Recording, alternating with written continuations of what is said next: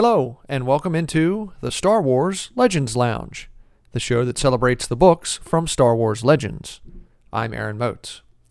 On today's episode, it's Choices of One by Timothy Zahn, the second story in the two-book Emperor's Hand series, featuring a young Mara Jade investigating corruption in the upper ranks of the Empire.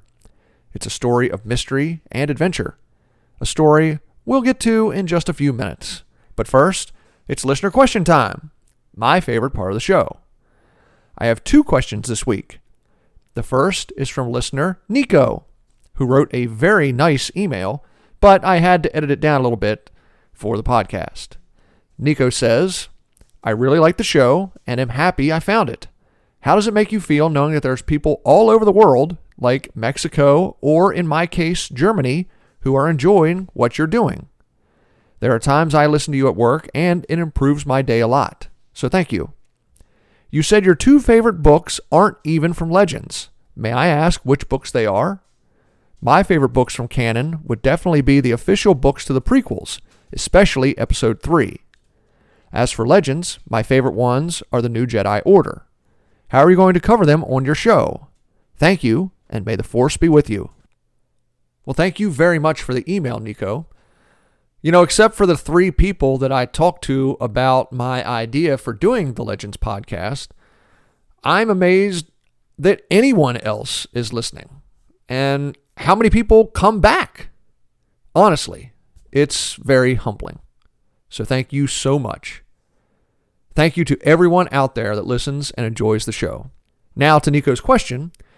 It's true. Two of my favorite Star Wars stories are canon books.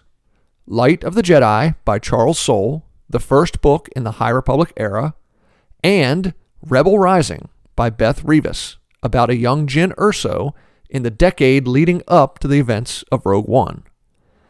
I don't know if I actually have an absolute favorite Star Wars book. My opinion on that fluctuates, but those two are part of a small group of 4 or 5 stories that are definitely my favorites.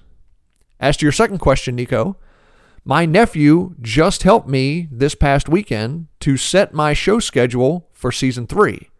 And the New Jedi Order will be the final 19 episodes of 2023.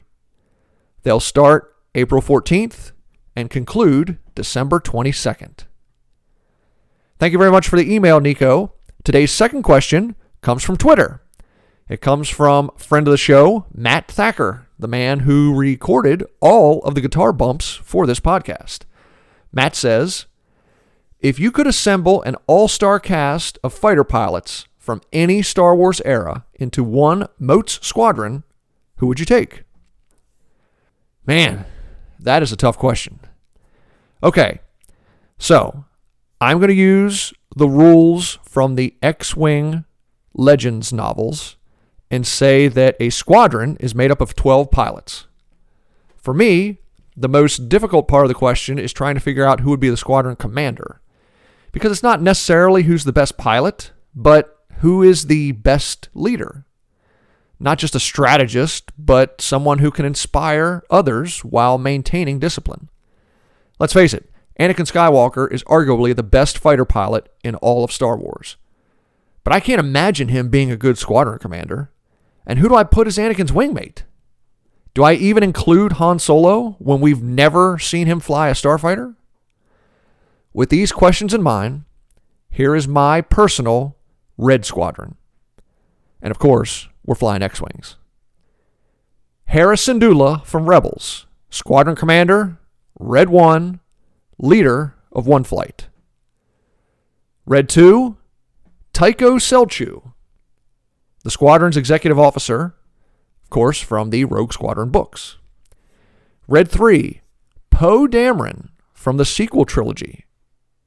Red 4 will be Will Lark from the Alphabet Squadron books in canon.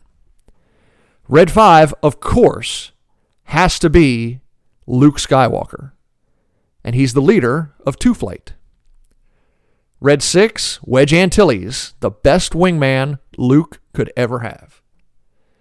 Red 7, Iden Versio from the Battlefront 2 video game.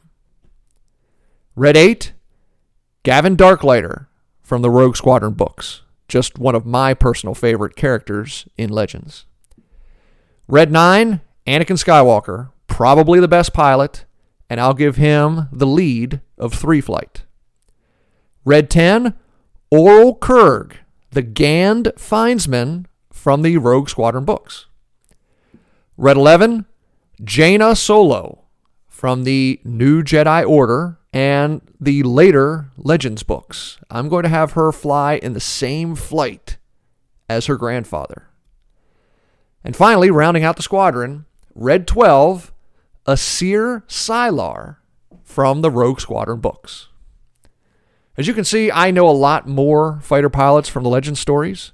I'm sure there are other great pilots in canon, but most of those that I remember, like Han or Nora Wexley or Paige Tico, didn't fly fighters. They flew freighters, transports, or bombers.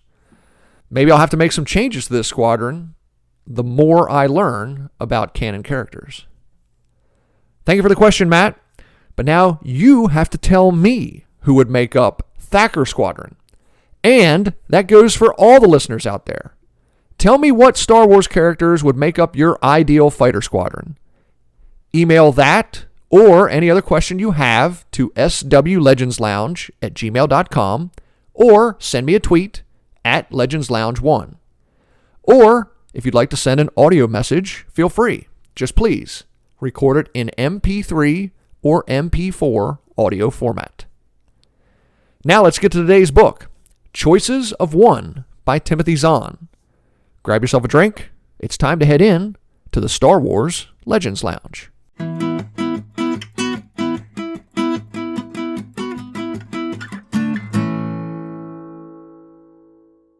The story begins a few months after the previous book, Allegiance. The stormtrooper deserters, calling themselves the Hand of Judgment, continue to travel the Outer Rim, helping Imperial citizens, and the Emperor's Hand, Mara Jade, investigates corruption among the Imperial elite. And on the border with the unknown regions, the Star Destroyer Chimera takes on a mysterious passenger, Lord Otto, who claims he's on a mission from the Imperial Palace to investigate a possible traitor, Governor Farouz of the Candoris sector. Commander Jalad Pelion is suspicious of Lord Otto, but Captain Calo Drusen says they have no choice but to follow Otto's orders. Elsewhere, the rebels continue to search for a new base. Han, Luke, and Leia join General Riken in a meeting with Governor Vestin Axlan of Alderaan. Axlan says Governor Farouz is offering the Alliance a base in the Poln system, near the edge of Imperial space. Axlan says Farouz is afraid of invasion from the unknown regions by a warlord named Nuso Esva. Axlan says Esva has grown very aggressive recently, and Farouz's calls for support from Imperial Center seem to have fallen on deaf ears. Riken is skeptical of the offer. He smells a trap. But with the military supplies Farouz is throwing in to sweeten the offer, Riken believes it's an opportunity the Alliance has to consider. Meanwhile, Larone and his compatriots hear about a rigged election on the Outer Rim planet Elagaso, but the rumor is a trap. The winner of the election, Bok Yost, floated the rumor to lure the Hand of Judgment to the planet in order to eliminate them. But Yost's plan is foiled when Mara Jade appears. The Emperor's Hand kills the mercenaries holding the former stormtroopers captive. She then suggests to Yost that he step down from his post and order another election, this one on the up and up. Mara then tasks the Hand of Judgment with a mission, to travel with her to the Poln system, where the Imperial Governor is reportedly committing treason, colluding with the Rebel Alliance. On Poln Major, Axlan takes Luke to his meeting with Farouz, hoping Luke will be able to use the Force to read the Imperial Governor. But Luke doesn't sense any deception. He does feel a tremendous sense of fear and tension surrounding Farouz. Axlan asks Luke to accompany him to the governor's office the next day because there's a rumor that an Imperial agent is being sent to deal with the governor. an agent that carries a lightsaber. While Axelon and Luke meet with Feruz, Han and Chewie head to Poln Minor to investigate whether or not any of the abandoned mines would make a suitable Alliance base. They meet up with Leia and Colonel Aaron Kraken, the head of Alliance intelligence, and his survey team. In one of the caverns Feruz might be offering the rebels, they find a stockpile of weapons and equipment the Alliance desperately needs. The Chimera arrives in the Poln system, and Lord Otto identifies the ships orbiting Poln Minor as belonging to the rebellion. Otto orders Drusen and Pelion not to engage, but instead to jump over the Imperial border just into the unknown regions. Little do they know, the Chimera is being followed by a civilian freighter carrying George Cardass and Senior Captain Thrawn. Thrawn is preparing for an invasion by Nuso Esfa, an invasion he's convinced will happen in the Poln system. Thrawn had requested additional Imperial support, but the Emperor says the fleet cannot spare any ships. So, Thrawn is trying to bring in as much support from the Star Destroyers patrolling the Outer Rim, including the Chimera. But the appearance of the Imperial Star Destroyer spooks Leia and Kraken, who fear the Empire might be on to their negotiations with Governor Feruz. Mara orders the Hand of Judgment to insert themselves into the stormtrooper rotations around the gubernatorial palace while she sneaks inside. She hacks into a computer terminal and finds the governor's communications with the Rebel Alliance.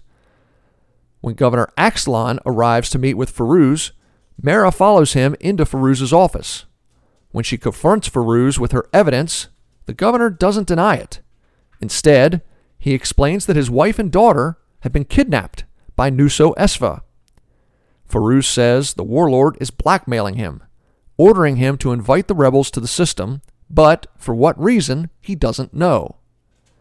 Feruz says he'll accept whatever punishment Mara decides for his treason, but he asks that she rescue his family. Just then, a squad of mercenaries bursts into the office and begins firing. Feruz is hit, but not mortally. Mara holds off the mercenaries and finds the governor's secret escape passage. Quickly, she flees down the tunnel with Feruz and Axelon. They wind up in the basement of Tapcaf, where Mara calms Larone. When the Hand of Judgment arrives, Mara tells them about Feruz, the rebels, Nuso Esfa, and the blackmail plot.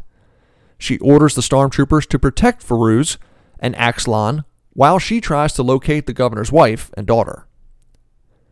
On Poln Minor, Han and Leia learn that someone is loading Kaldorf missiles, an extremely lethal missile designed to be used against capital ships. Posing as technicians, the two join the team tasked to load and arm the missiles. When they arrive at the ships, they're ordered by a group of aliens they've never seen before. Suspicious, Han tells Leia that something's wrong.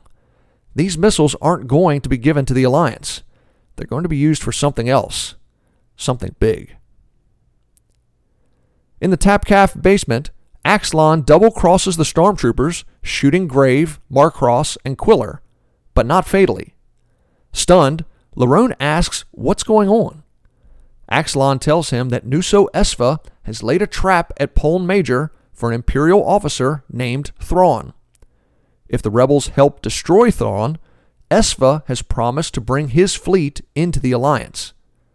As a show of support, Axelon says the warlord has forced Governor Feruz to stash Imperial military supplies on Poln Minor for the rebellion. While Axelon talks to Larone, Brightwater tosses a knife to Quiller, who's able to jump Axelon from behind and kill him. Unfortunately, Axelon was able to get a message out to his comrades before his betrayal.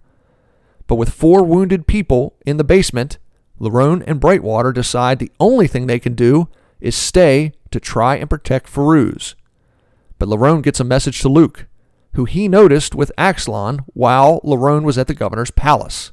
He tells Luke about the plot and asks him to play lookout at the Tapcaf to warn them when Axelon's reinforcements arrive. The story's climactic battle begins when Lord Otto orders the Chimera and Thrawn's battle group into the Poln system. Meanwhile, Han and Leia escape from their workforce and tell Kraken about the situation, that the Alliance is being used by Nuso Esfa. Still, before they bug out, Kraken orders his team to load up as much of the supplies as possible, including a squad of T-47 speeders. Down on the planet, a squad of mercenaries attacks the Tapcaf, but the Hand of Judgment repels wave after wave. Luke follows one of the mercs away from the Tapcaf and finds out where they're holding Feruz's wife and daughter, in an underground mining cavern. Mara also discovers the mine, but from a different entrance to the cavern. The two outsmart the mercenaries, teaming up but without really ever seeing each other, except for a few fleeting glimpses from very far away. Mara is eventually able to rescue Feruz's family and escapes the cavern. Lord Otto disables most of the crew of the Chimera with nerve gas and then reveals himself to actually be Nuso Esfa. The warlord calms his fleet in the unknown regions, which jumps into the Poln system, trapping Thrawn's fleet from escape. But Thrawn anticipated the trap and sends his own message to Darth Vader's Death Squadron, 6 Star Destroyers, and Vader's own flagship, the Super Star Destroyer Executor. Thrawn invites Vader to the system with news about rebel leadership on Poln Minor and that they're negotiating with the warlord. In the ensuing battle, Vader's capital ships hammer Esfas, while Han bluffs his way onto Poln's Golan space station and convinces the commander to destroy the Needle ships loaded with the Kaldorf missiles as they launch off Poln Minor. The rebels escape the system as the battle winds down, but based on the supplies they took, Thrawn convinces Vader the Alliance is looking for a secluded, frozen planet to set up their next base. The story ends with Mara getting a telepathic message from the Emperor with her next assignment, Thrawn offering the Hand of Judgment the chance to train allies in the unknown regions against threats to the Empire, and Vader returning to Imperial Center to search for more information about the rebel pilot that destroyed the Death Star and any frozen planets the Alliance might find ideal for a new base. Time for a break. When we come back, I'll talk more about Choices of One and my thoughts on the entire Hand of Judgment / Mara Jade 2-book arc. I'm Aaron Moats. Stay tuned. You're listening to the Star Wars Legends Lounge.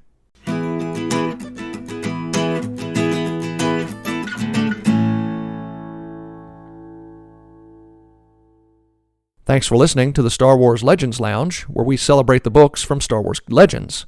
But allow me to suggest a book from Star Wars canon. Queen Shadow is the story of Padme Amidala, after she steps down as queen and steps up to represent Naboo in the Galactic Senate. Together with her loyal handmaidens and the help of new allies, Padme tries to navigate the labyrinth that is galactic politics on Coruscant. That's Queen Shadow by E.K. Johnston.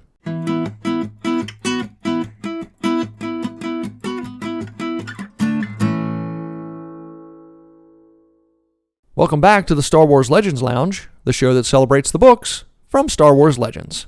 I'm Aaron Moats, and today's book is Choices of One by Timothy Zahn, the conclusion to the Hand of Judgment story arc. I really enjoyed the Hand of Judgment story. This is the third time, I think, that I've read it completely. I've always been interested in stories of Imperials who became disenchanted with the Empire. Not just those that ended up deserting to the rebellion and became actively fighting the Empire, but those that just decided this is not the Empire we signed up for. And we have to do one of two things. Either we have to try to fix it from the inside, or we simply have to walk away. Larone and the Hand of Judgment kind of take a different tact, denouncing what the Empire currently stands for, and instead to try to live up to what they consider the ideals of the Empire when they originally enlisted. One of the things I believe Zahn does effectively in these two stories is convey the ideals and beliefs of those who choose the imperial way of life. And I'm not just talking about those that joined the Empire, but those who believe that the Empire's system of government is better than what the Republic was toward the end of the Clone Wars. The way Zahn writes it, you can see where people would prefer a system of order and peace throughout the galaxy. Now, the question is, what is the price of that order and peace?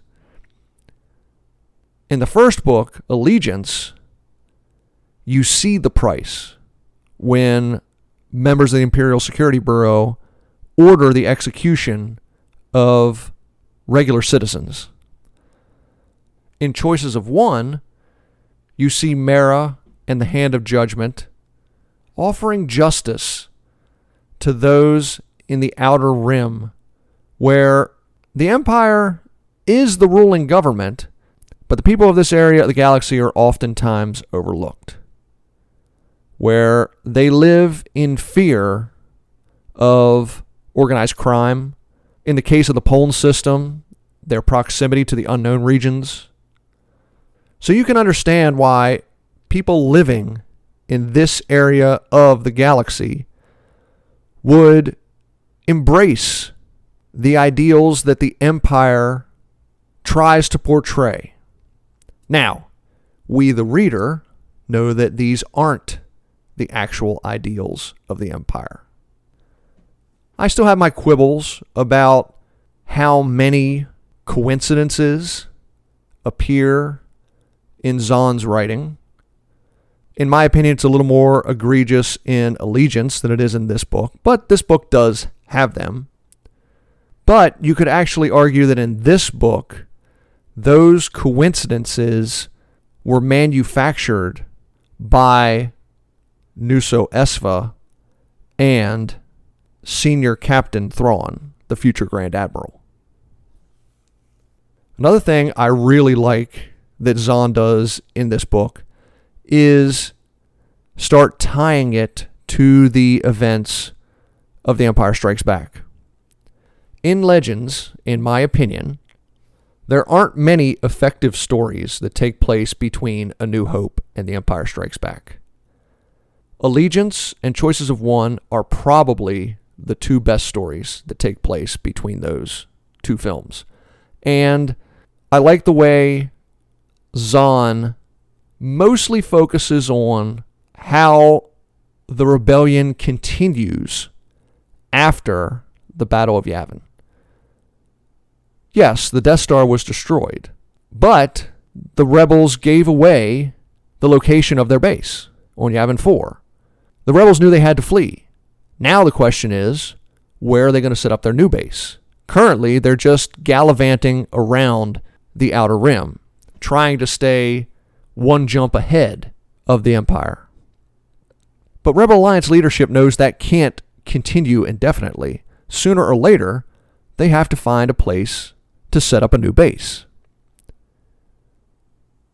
In Choices of One, we see from the military supplies and materiel that Riken and Kraken pick up on Poln Minor, these are the same supplies that the rebels use to set up Echo Base on the planet Hoth. I'm not a really big fan of the Thrawn Nuso Esva plotline of this book, but as I said earlier, I understand Zahn needed a way to get all these chess pieces to the Poln system at the same time. I think it was effective. I'm not a huge fan of it, but it is effective. The best parts of this book, in my opinion, are the plot lines involving the kidnapping of Governor Faruz's wife and daughter, and Mara and the Hand of Judgment investigating that. I wish there was a little bit more of the Hand of Judgment in this book than what there was, sort of like the first book, Allegiance, but this story seemed to focus more on Mara herself.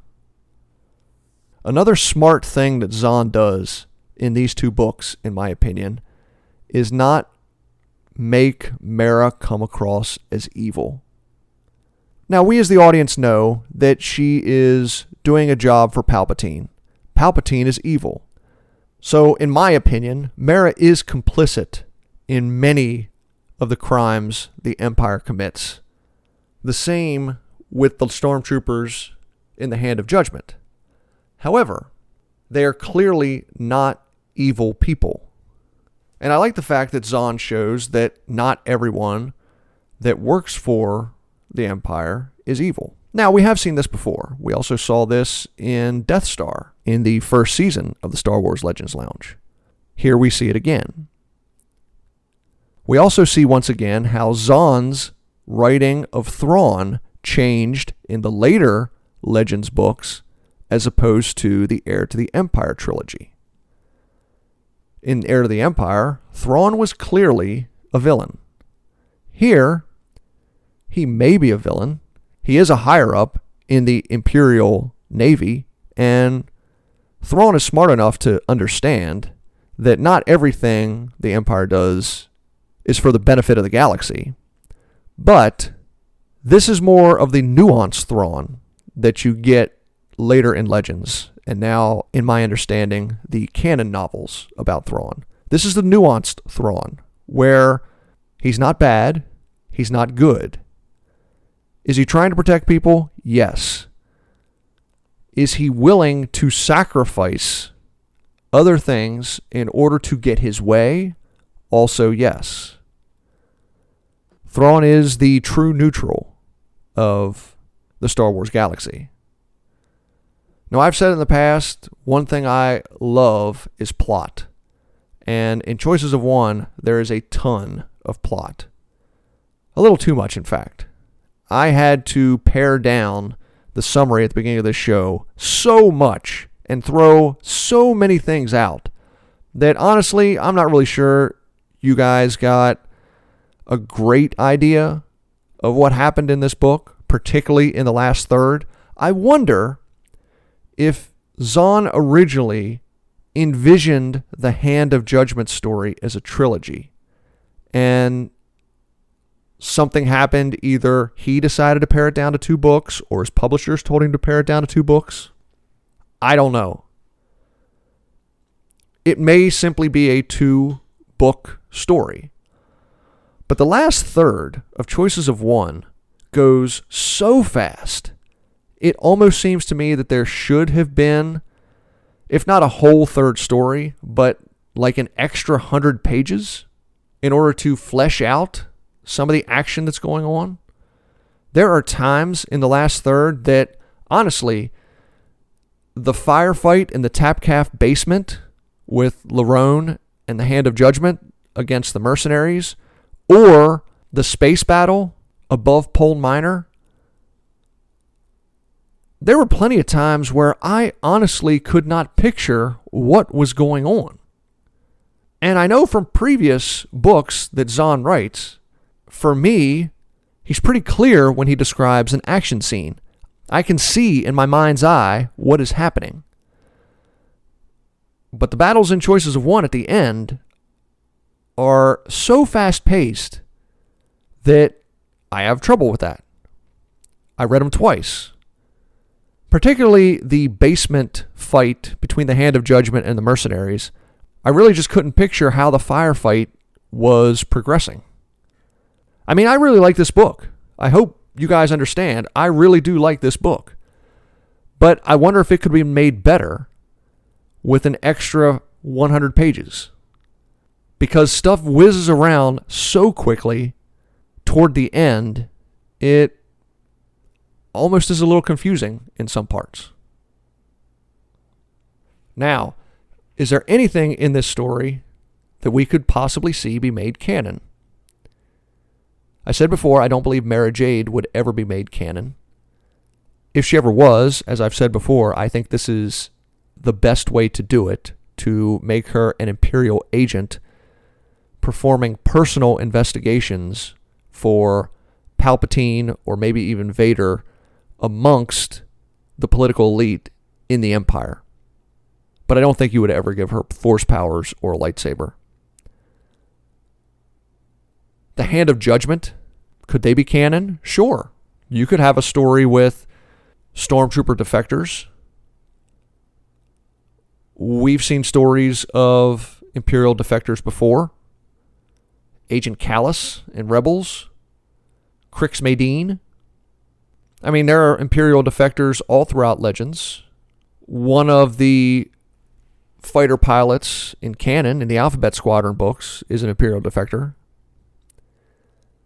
I do think it would be interesting to see Imperial defectors who continue to believe what they perceive were the ideals of the Empire originally. But I don't know if that might be a little too difficult to do.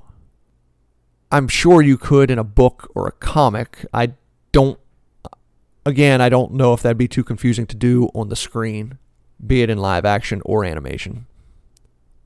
But that is a story that I am interested in. Well, it's time to wrap up. If you have a question or comment for the show, please send me an email at swlegendslounge@gmail.com or a tweet at legendslounge1. And if you want to get your voice on the show, record your own audio file and email it to swlegendslounge@gmail.com. I'd love to hear from you. Just remember, record it in MP3 or MP4 format, please. Now, coming up on the next episode, we're going to jump about 35 years into the future along the Legends timeline. I'm starting the Bug Books. It's The Joiner King, the first book in the Dark Nest trilogy. Once again, thank you so much for listening to the Star Wars Legends Lounge. I'm Aaron Motes. May the Force be with you.